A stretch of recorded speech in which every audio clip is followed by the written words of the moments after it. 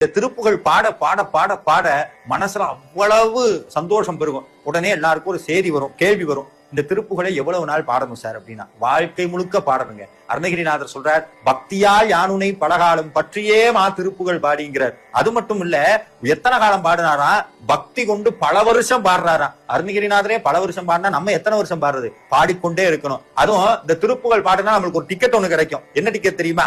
முருகன் உட்கார்ந்து இருக்கிற அந்த கந்த லோகத்துல உட்கார்ந்து இருக்கிற, சுத்தி முருகப்பெருமான சுத்தி லட்சக்கணக்கான அடியார்கள் உட்கார்ந்து இருக்கிறாங்க.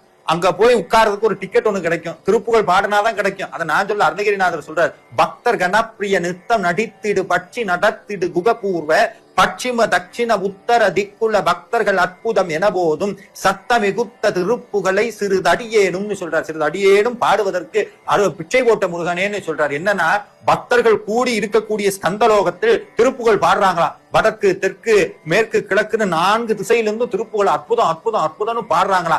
அப்படி பாடுனா முருகன் ஸ்கந்தலோகத்துல முருகன் பக்கத்துல உட்கார வச்சுக்குவாரா. முருகனுக்கு ரொம்ப பிடிச்சது திருப்புகள் தான். திருப்புகள் பாடுறீங்கன்னா முருகன் பக்கத்துல வந்து உட்கார்ந்துருவார். பாடுதான் முருகன் வந்துருவார். நீங்க முருகப்பெருமான் குழந்தையா நினைச்சீங்கன்னு வைங்க, ஒரு குழந்தைக்கு சாக்லேட்டை கொடுத்து கூப்பிடுற மாதிரி திருப்புகளை பாடினா அந்த குழந்தை வந்துடும். அந்த திருப்புகளை என்ன சொல்றோமோ அந்த குழந்தை